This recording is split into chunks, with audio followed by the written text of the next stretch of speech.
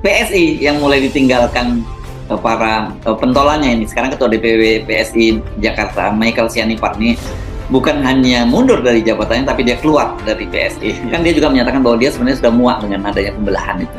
Dan sekarang rupanya ini kemuakan dia itu sudah melampaui batasnya dan sekarang dia menyatakan mundur. Saya kira itu contoh yang bagus bahwa seseorang bisa aja di awal memuji-muji dan taruh semua harapan pada seseorang yang kemudian berbalik bahwa itu harapannya gagal, maka dia memang betul dia keluar aja dari situ kan. Jadi ketua DPW ini mundur dari PSI dan sebelumnya sudah ada beberapa pengurus inti PSI yang mundur dari PSI. Ini adalah satu dinamika yang terjadi di PSI. Kenapa kok beberapa pengurus teras atau pengurus intinya mundur dari PSI? Karena harapan terhadap PSI itu harapan ideologis. Ternyata PSI jadi oportunis, jadi pragmatis, melakukan kampanye diam-diam yang disponsori oleh agenda-agenda pembelahan. Ataukah karena PSI yang selama ini terus mengkritisi Pak Anies Baswedan sehingga ada beberapa pengurus yang gerah dengan sikap DPP PSI? Apakah tidak ada kerjaan lain selain mengkritik Pak Anies Baswedan? Nah, saudara Sianipar ini, saudara Michael ini tentu ngerti dari awal keadaan itu, tapi karena dia ada di dalam, dia bisa bertahan. Dan akhirnya saya tahu ini nggak mungkin dia bertahan. Orang yang punya otak, punya etika itu nggak mungkin bertahan.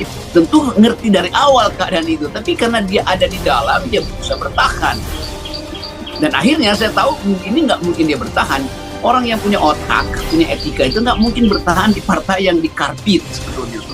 Dan partai yang disengaja untuk sekedar dipakai sebagai alat untuk menguji daya tahan nalar orang-orang bodoh ini. Dan orang-orang itu akhirnya tahu bahwa dia nggak mau dibodohi itu.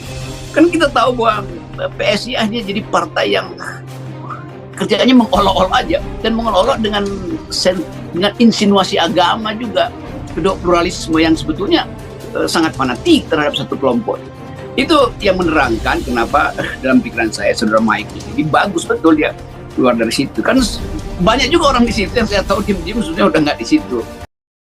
Ketua DPW PSI DKI Jakarta Michael Victor Sianipar menyatakan mundur dari partai. Ia merasa PSI sudah berubah. Seiring berjalannya waktu, partai yang saya bayangkan dan cita-citakan, yang saya ketahui di awal, sudah jauh berubah sekarang, kata dia dalam keterangan tertulisnya, Senin, tanggal 5 Desember tahun 2022. Michael tak mendetailkan perubahan yang terjadi pada PSI. Menurut dia, perjuangan politiknya tidak dapat dilanjutkan lagi di partai baru berlambang tangan yang sedang menggenggam mawar itu. Selain Michael, sudah ada beberapa kader PSI lain yang mundur dari partai di saat mereka sedang memegang jabatan strategis. Beberapa nama tersebut adalah Surya Chandra, Samara Amani, dan Tuni Sanuwijaya. Surya Chandra menyatakan mundur dari PSI. Hal ini ia ungkapkan saat menjadi pembicara dalam diskusi di kantor Total Politik pada tanggal 23 Oktober tahun 2022.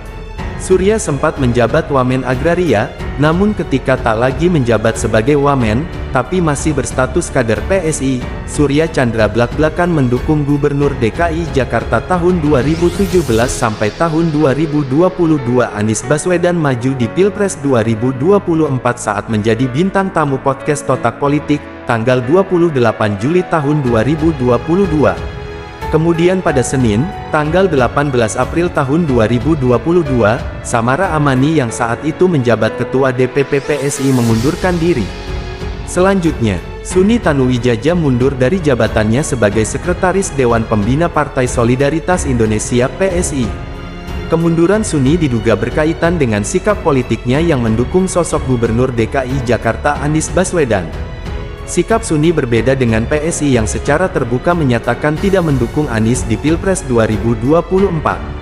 Kedekatan Suni dan Anies Baswedan dimuat dalam laporan majalah Tempo edisi tanggal 25 Juni tahun 2022.